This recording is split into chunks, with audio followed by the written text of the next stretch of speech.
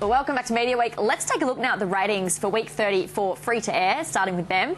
And just taking a look there, James, the Voice Grand Final and the Voice winner, of course, topping the charts there. But interestingly, the Voice winner is just the end bit of the show. Yeah. And it virtually the whole episode rated better. So maybe a few people got fed up thinking, look, this show's going too long. I can't stay till the end. I think you'd watch the end over the beginning, though. Well, you'd think so, wouldn't you? Yeah, OK. There you go. Let's turn the page there and just take a look at the next 5 as well. X Factor in there, Voice Kids. Yeah, Voice Kids hanging in there, and MasterChef in the top 10 for the second week in a row. And pretty much every network covered there. Yep. OK, let's go to the subscription TV ratings now for week 30, starting with sport, top 5. Yeah, Hawthorn Sydney game there, up over 300,000 people there, so Fox Footy and Foxtel, very happy about that. All right, top 5 non-sport as well. You can see there, Family Guy. Yeah, the Recruit's still doing really well. Oh, yeah, too, the Recruit, actually. Fox, yeah, good little show. Yeah, topping the charts there. All right, let's talk about other television, because we've seen some ad revenue share figures come out for the first half. What do they look like? Yeah, again, it's just more of the same trend we've come to expect. 7 and 9 pretty much carving up the audience, about 80% of it between them. 7 a little bit of a lead over 9. 10 down around about 20%.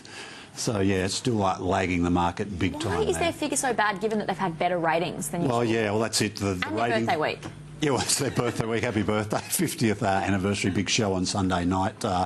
Peter Halley and Carrie Bickmore hosting that. Should be interesting to watch. But, yeah, look, their ratings improvement's only very recent. So it's going to take a while for the market to respond to that, start buying more ads, and then the rate negotiations, I think we mentioned the other week, towards the end of this year for 2015. If 10 can keep the momentum going, they might do a little bit better in their rate negotiations next year. Well, they've started filming a new doc series, Gold Coast Cops. Yeah, look, Obdocs, look, it sounds like it could be interesting, but the Obdocs were really big a couple of years ago. Yeah. You know, border security, the force, the numbers have all come off a little. Highway Patrol, the numbers have come off a little bit for those shows. I think the audience maybe was a little bit saturated. It'll definitely swing back. Depending on they come back, will they watch Gold Coast Cops? It's been good for 10. Obdocs, so Bondi Rescue, been one of their staples for a long time. So that sort of programming works if you get it right. Speaking of that sort of programming and reality programming as well, Adrian Swift announcing he's quitting the Nine network. Where's he going? Yeah, he's going to the ABC, head of content there, a big job for him.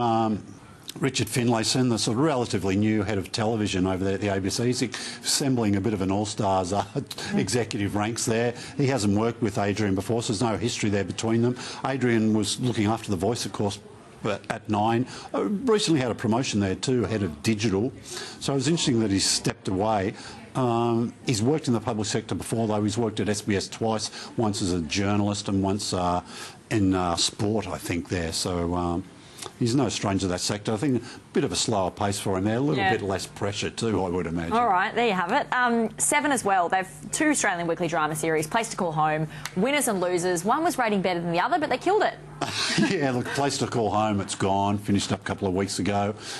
Doing close to 1 million people. If you factor, it's doing really good numbers on catch-up, so people were recording it, watching it later in the week. 1.3 it ended up, the final episode. The numbers have been a little bit soft for Winners and Losers this year, but the key attraction there is the demos. You know, the Winners and Losers audience, a lot younger, a lot more ad-friendly, if you like, people under 55, 18 to 49, big female audience, so it's a lot easier to sell than Place to Call Home. Also, Foxtel, 2 big initiatives launching in the next few days. Can you take us through that? Yeah, look, we've talked a little bit about BBC First, but it's finally here this weekend. Lots of good programming across the weekend, some really quality BBC drama. Look, I think it will work for the station, but you're not going to get big numbers straight away. The audience will come when they find it, it'll lift. Then H100 is a big initiative, start of 18 months program, if you like. August 4 was the 100 years since war was declared in Europe, World War I.